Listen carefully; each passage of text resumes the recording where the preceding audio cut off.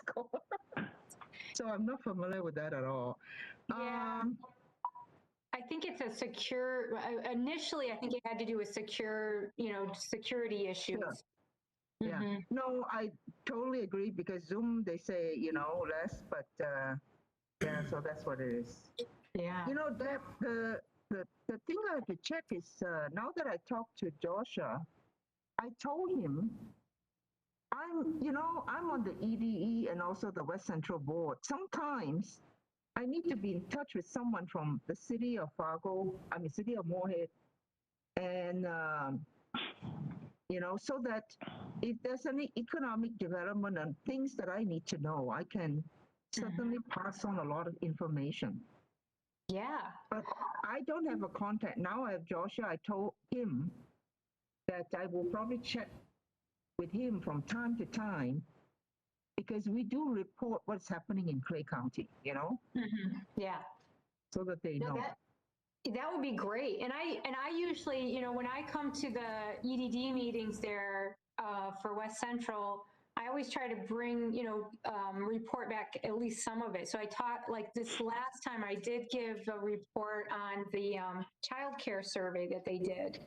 Yes. I thought that was, and there's things like that I think, the other thing in terms of the Human Rights Commission, some of the things that they have 1 minute they down have for a meeting. I'm sorry. There on the Economic Development Division, some of the presentations, I think the information is applicable to what we're doing here in HRC too. So if you ever, wanted to come to talk about any of those things. Oh, okay. That's a good one. That's a good one. Hear me? Because people didn't know, Is your microphone not working? Yeah, because I can see Joshua the light. asked me about the welcoming You week. can hear me now? Right. And I will report on that. But more important is to update individuals. Hello? Can you guys hear me? Can you guys hear Connie? We are a Vista sponsor right now. Maybe they cannot hear us, and all I'm of us. so happy about that. So, Deb, are you able to hear Connie at all? I have set up a multicultural alliance. Maybe they cannot hear us. That is going to be partnering. Can you guys hear me? Serving in I think now you're coming the across the Clay County area. speakers. Oh, yeah. Oh, really? Great. Yeah, and I think you heard of BIPOC all the time. We are dealing with Black, Indigenous, and people of color big time. So, yeah, so when all of you come together, then I can give you an update about what's happening. Hello? That's great. Yeah, it looks like they're getting ready to start. Usually Josh will come on and tell us. So they may even be recording right now too. So. Deb, can you hear Connie? How many members there are on your commission now? Can you guys hear Human us? Rights Commission. We have a full commission right now. Nobody's coming across the speaker so for me see, other than. And INT is. Hello? Is it 6 people? Let's see, because we have one from each ward, and then we have at large, and then I'm there as a council liaison, so I believe it's 6. I think we just have 1 at large. But it looks like Connie's getting ready to start. Okay. He's tapping his mic. Can you guys hear me now? Okay. Try it again, Connie. Oh, I was unmute. And then Jen is there, huh? Okay. I'm mute now. Yeah, there's some that are in our temporary council chambers. Hello? So we're doing this kind of modified approach right now that you can go into, that's at the Yemcomst. It's set up there for social distancing.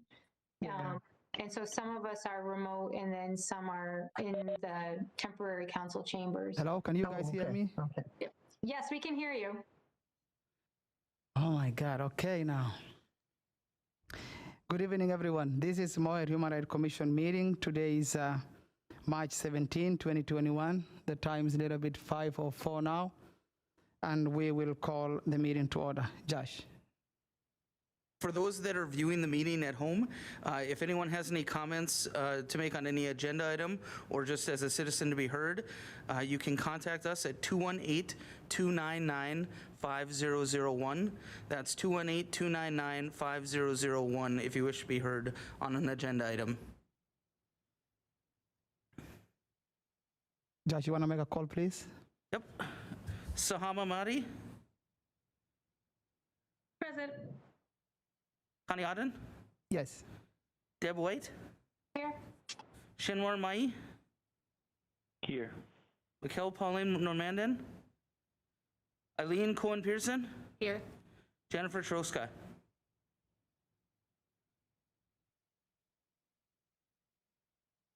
I see her. Can you hear us, Jen?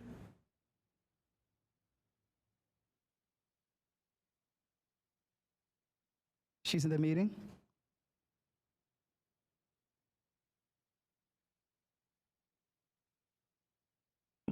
Okay. Jen, it looks like your mic's on. Well, we see she's here. Hopefully we'll get that sorted. Okay, our next agenda will be approval of the agenda and minutes for our last meeting, February 17. Deb White moves to approve. Deb approved. Can I get a second? Eileen will second. Lean second. Josh? Sahama Mehdi, Yes. Connie Aden, Yes. Deb White, Yes. Shinwar Mai, Yes. Eileen Cohen Pearson, Yes. and Jennifer Troska. Yes. The next item will be citizen to be had. Do we have any citizen to be had? We do Yeah, not at this is time. Yoxim girl. We have Yuxin agenda number 6. So agenda number 4, do we have any other citizen to be had? Hearing none. The next agenda number 5, law enforcement update. We have Sergeant Martin here. Thank you. So normally at this time, I'd be talking about some of the programs that we have going on with our youth that we're going to be kicking off in the summertime with the summer youth program. We're still a little bit up in the air with what we're going to be doing with that program. We will have an announcement hopefully soon with what we'll be doing with that. We also normally have a pitch, hit, and run Major League Baseball camp that we sponsor, but this year and last year we had to postpone them. So hopefully next year we'll get back up with that. But on a more positive side of things that we are actually getting to do, we are working with the Moorhead schools, and we're going to have officers again go in and read a book and deliver a book to all the second graders in Moorhead schools this year. It's sponsored by American Crystal Sugar. They provide the funding so that we can get the books for all the kids, and then we get volunteers from our staff that are willing to go out and meet with the students at the schools. That'll be going here next month. We are in the process again of training new officers. We just hired 4 officers and had them start the beginning of this month. So they're in what's called our New Officer Academy, where they'll spend their first 4 weeks of training outside of the squad car, just kind of learning how Moorhead Police Department handles different calls, working with our field training officers so that we can get them ready to be out on the street and handling calls. Once they are able to go out on the street, their training is not done at that point. They still have about 5 months where they'll be with a training officer each and pretty much every minute of the time that they're in uniform, other than when they're on their lunch break. They have somebody with them that entire time. So 5 months of one-on-one training after our month-long training academy. Hopefully we can get all of those to make it through our program. We do have, I believe, 4 open positions still with the police department, and then we are expecting that we'll have at least 1 retirement this year, which would open up another one. So it's kind of a continuous process with the hiring and training of new officers. I believe last year we hired around 11, and this year I anticipate that we'll hire around 10 and train them for the year. We have added some new trainings. We have Dr. Aaron, our embedded mental health counselor, that is helping us with our new officer academy. He is licensed to teach a mental health first aid training course, talking to the officers about depression, anxiety, identifying these and working with individuals and themselves, if that's the case, on how to better provide service to individuals with mental health disabilities, and also some chemical health issues as well that's covered in that training. That was first time that we went through it was this year, and I think I know we're going to continue on with our next new officer academies as well, and continue to bring Dr. Aaron in for that. That's really all of the update I have right now, unless somebody has questions for me. Any questions for my friend Sergeant Martin?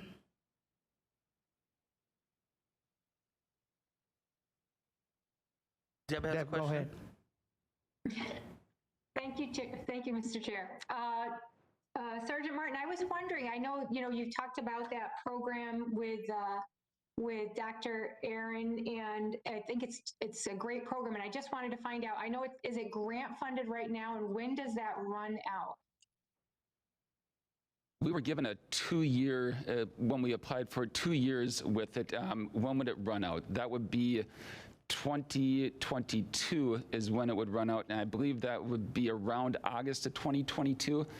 He's only officially been with us as the embedded counselor for about 9 months now. Okay. And if that was, so at that point, if other funding sources were made available, is that something that could be continued? Hands down, we would want to continue that for sure.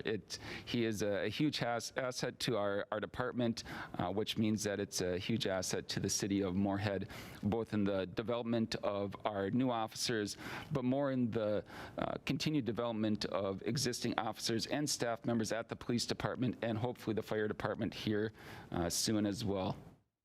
Great, thanks a lot. Any other question? No. Thank you so much, Sergeant Martin. Item number 6, we have a guest speaker here, Yuxim, and she's going to talk about Welcoming Week and cultural diverse resorts. Yuxim, the floor is yours.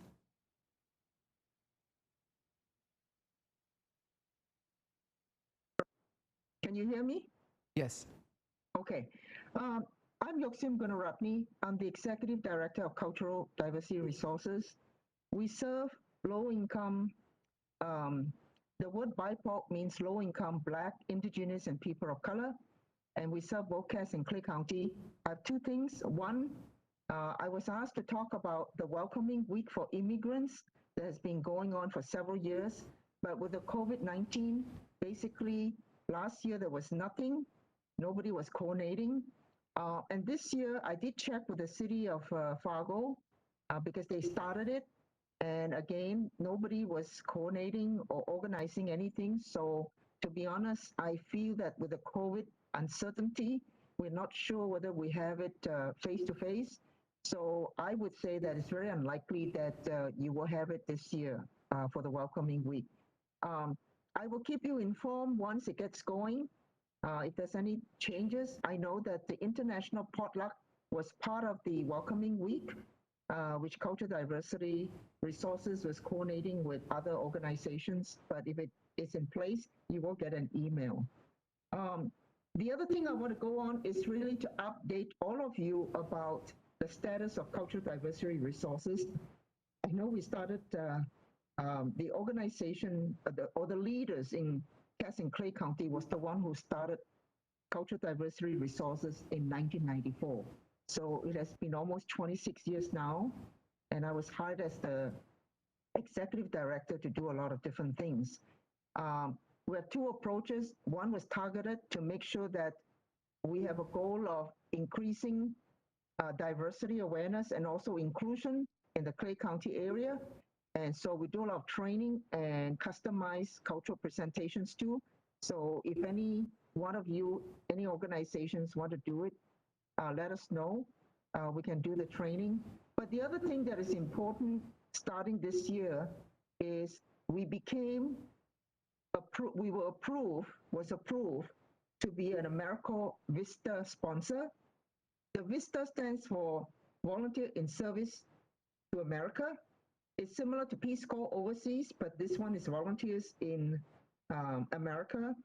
And we were asked to pick 2 focus and a project.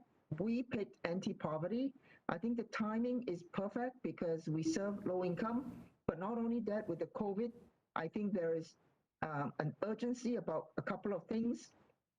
So we focus on job development, finding employment, whether people is out of job or underemployed, and also we added financial literacy because there are a lot of issues about not saving, no emergency funds, credit control issues. So we added that on so that we can help out some of our clients. The other third one is really about youth education. We hope that we will provide tutoring and after-school activities. And I know that we're keeping our fingers crossed to see whether we can do it face-to-face in the summer, because if that is possible, we will have summer associates to help us out.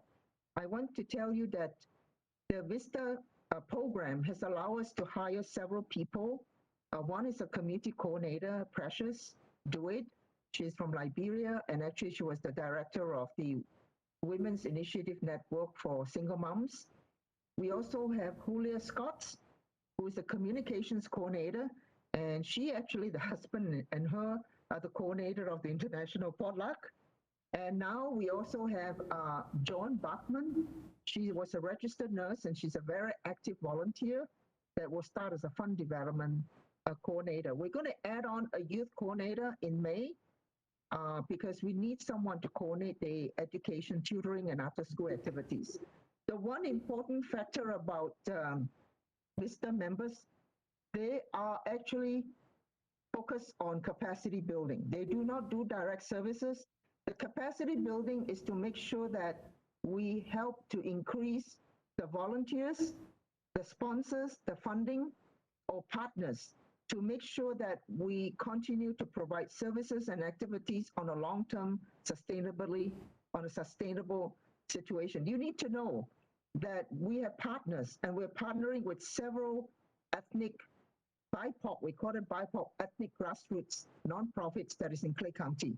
One of them is the New American Development Agency. They do a lot of service for refugees who are resettled in Clay County.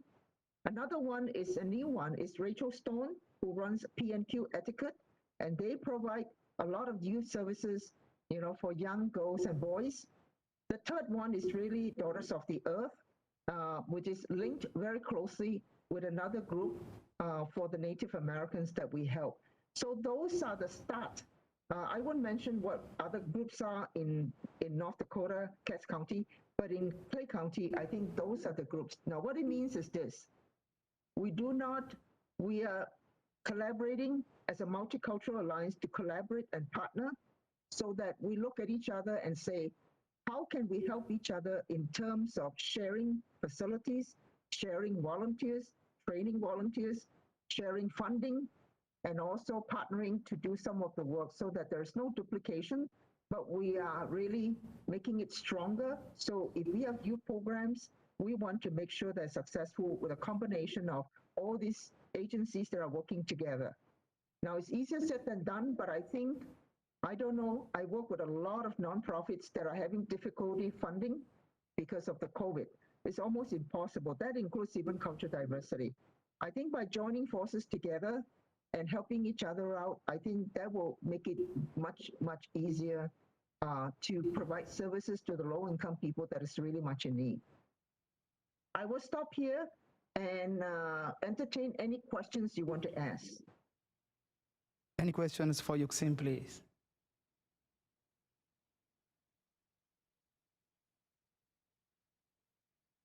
Deb has a question. Deb, you go ahead, please. Thank you, Mr. Chair.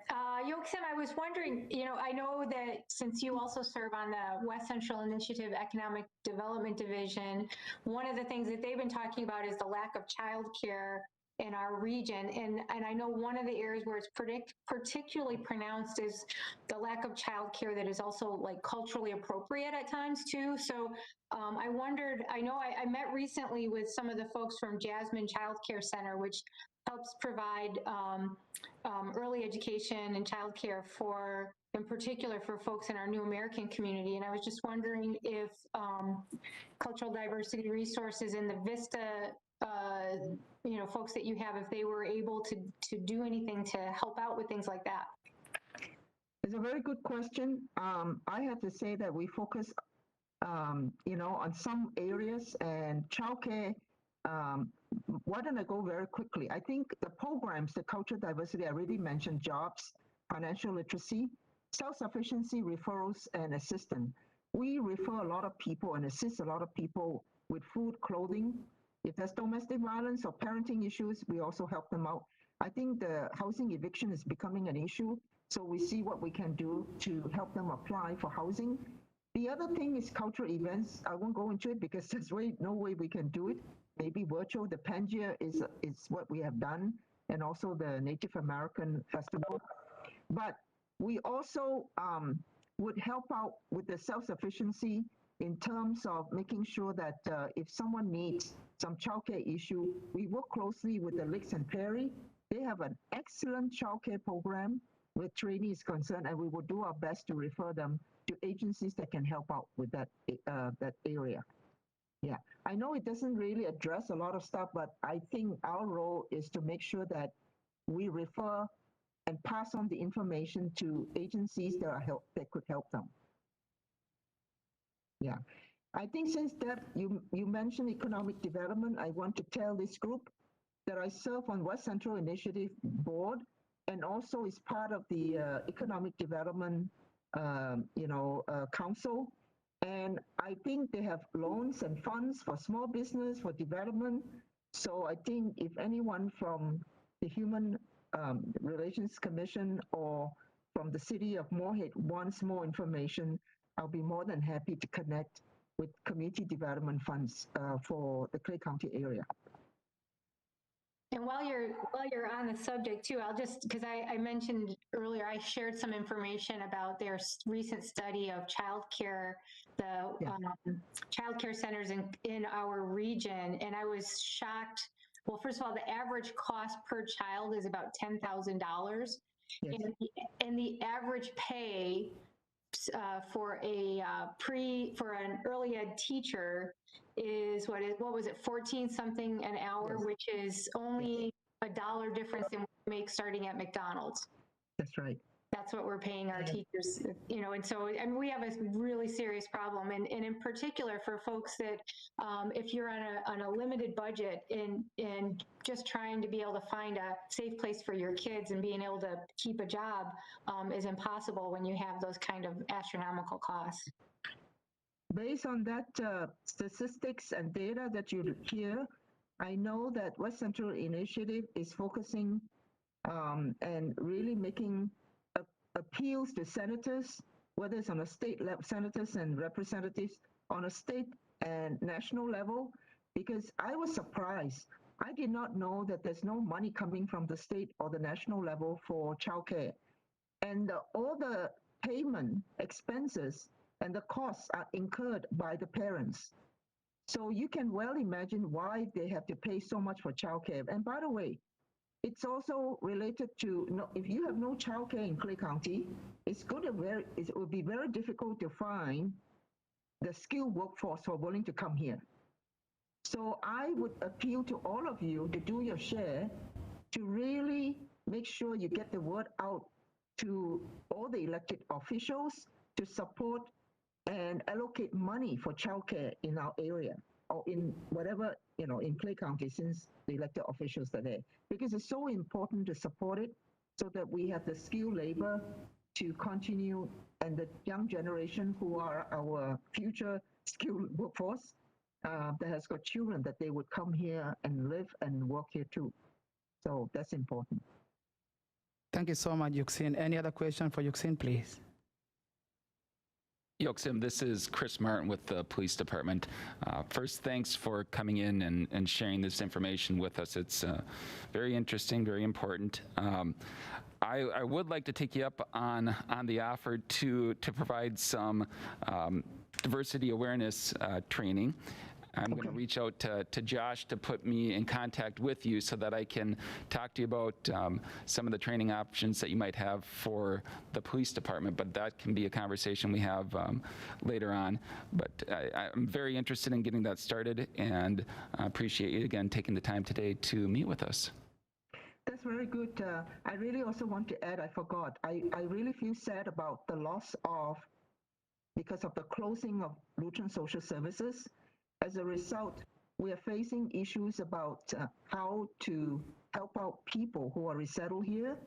I know that Cass County Social Services has taken on the resettlement of refugees on a state level, but cultural diversity would remain to be probably the only one who's providing certified bilingual interpreters. So if you're in need of interpreters, we have more than 10 different languages: Arabic, Spanish, Kurdish, French, whatever you feel you need, just don't hesitate to connect with us, and we'll be more than happy to help out. And I'm very glad that the Moorhead law enforcement is thinking of the training. We'd be more than happy to help out in whatever way. Great. Any other comment, question for Yuxin, please? I actually wanted to back up on the child care. So I work in human services in Cass County. I'm not sure about Clay County, but we were really excited to learn, and I don't know if you would like to relay this information to your organization, but there was a grant that was passed statewide, and it is waiving all co-pays. And for individuals that are not employed, it used to be you had to be in an activity to qualify for childcare. Those individuals also qualify for childcare. So I know it's been a struggle because I work within that. However, I think there has been some progress, at least in North Dakota. I'm not 100% in Minnesota, but I just wanted to kind of add that comment. And if you'd like to relay that information. Yeah, and I will contact you, Shihan, because anything that we can learn that is working, I think it's so important to have support on the local level and the state level, hopefully in the future. Because without that, I think it's going to be very bad for young families trying to raise kids. We already have problems because the young generation would take a longer time to marry, and now if they want kids, they would think twice about having affordable childcare too. Yeah, certainly. Any questions, you can certainly contact. Yeah, I will be in touch. Yes, thank you. More than willing to share. Great. Thank you so much, Yuxin, for the good information. Anyone has a question? Well, thank you, Yuxin, for coming out and sharing the information. And, I'm very happy to be around and share those things and have a happy meeting. Thank you. Yes, thank you, Yuxin. Yeah, I will leave now. Thank you. Yeah, bye. Item number 7, we have citywide beautification opportunities, adapt an area.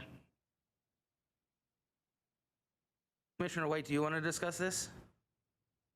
I sure could, yeah. Actually, this is just something that came up in a meeting that we had last week, and it was actually our vice chair, Mikkel, who mentioned it. It just wanted to see if this is something that we would be interested in doing.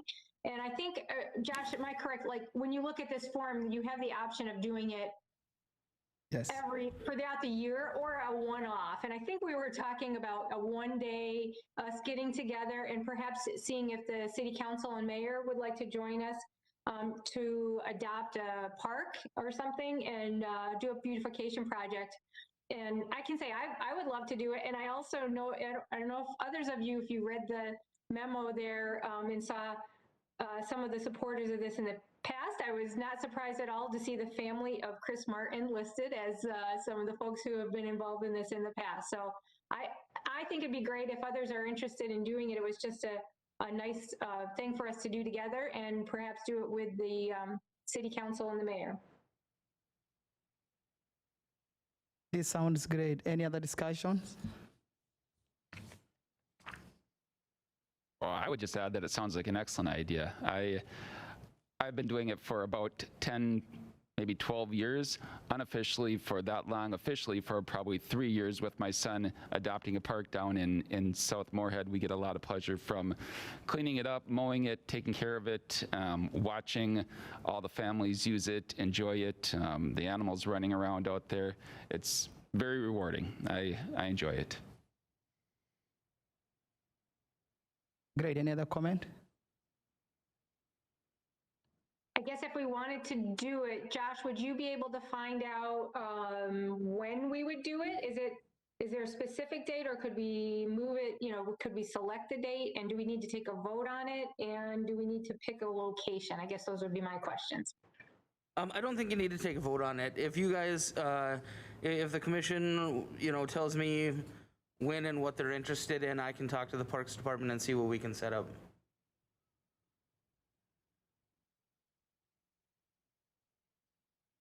That's it, or any other thing? Do we are supposed to vote for this, or it's fine?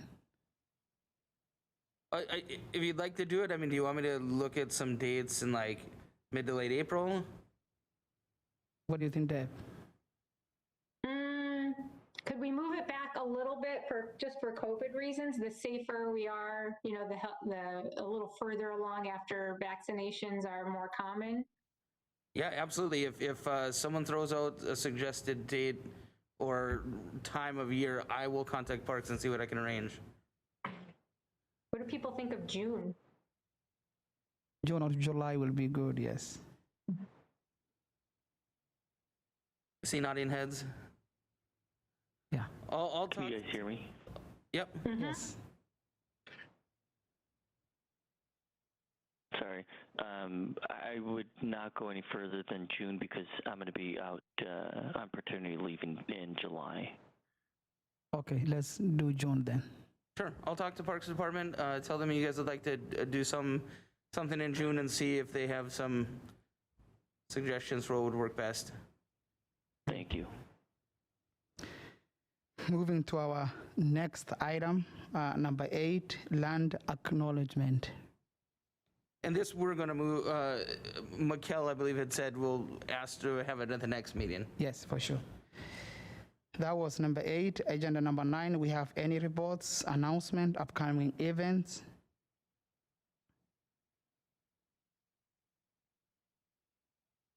Commissioner White has her hand up. Michelle, you want to go ahead? Yes, I do. Thank you, Mr. Chair. I have a couple of items. One is, as I mentioned earlier, we had a brief meeting. We're going just to talk at our last commission meeting. We talked about perhaps having committees, so that first of all, that we could have different people kind of take a lead on different activities, and also bring in community members who might be able to participate in those. And at our meeting, we just had a brief discussion and thought that one thing that would be helpful is to get a little more of an institutional memory of it turns out that the HRC used to have committees, and so to find out more about the committee structure and some of the things that they did, we are looking at having a meeting with former Mayor Delray Williams, who also happened to have been the chair of the Human Rights Commission, just to get an idea of the things that have been done in the past, and then we can maybe come up with some suggestions that we would bring back to the commission. And so I know Josh is working on arranging that meeting with Mayor Williams. And then I do have one other item that I wanted to mention. So I have been doing some work with a nonprofit organization called Fair Vote Minnesota. And they are a group that tries to work on making government more inclusive, representative, and civil. And I became involved in part because of my other big hat that I wear, which is as a professor. I'm a political sociologist, and so I've spent 30 years looking at electoral methods, and in particular trying to look at how our electoral methods can either increase or decrease civility, and also increase or decrease inclusiveness. And so some electoral methods tend to result in having elected officials that are more representative of their communities, of the constituents, than do others. And so Fair Vote works on that, and they've in particular, they've been involved with things like ranked choice voting, but now they've really kind of stepped up the work that they're doing, because there's a lot of efforts underway, if you're following things in the news, to restrict voting rights and also to limit local control of electoral processes. And so, in fact, just in this legislative session, just this year, there's been already over 250 bills introduced across the country to try to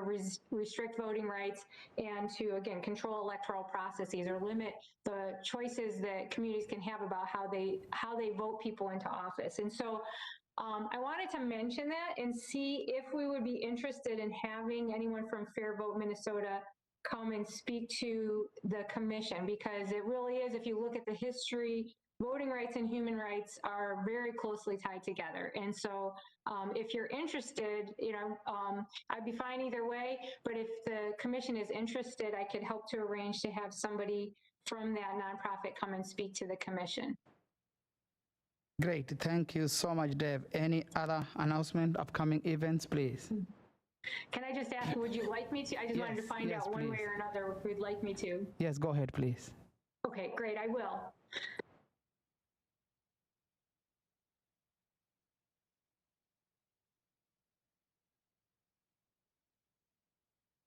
Deb, you want to go ahead? You say you want to add something?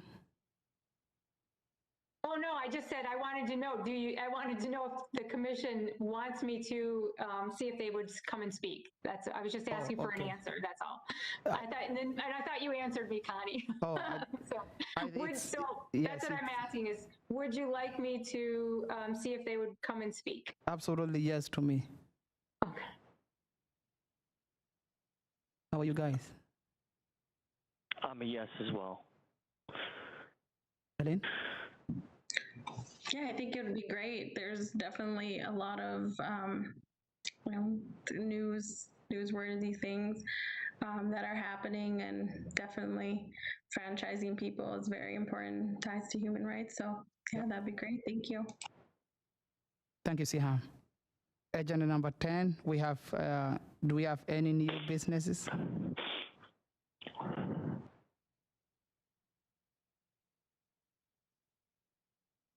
Hearing none.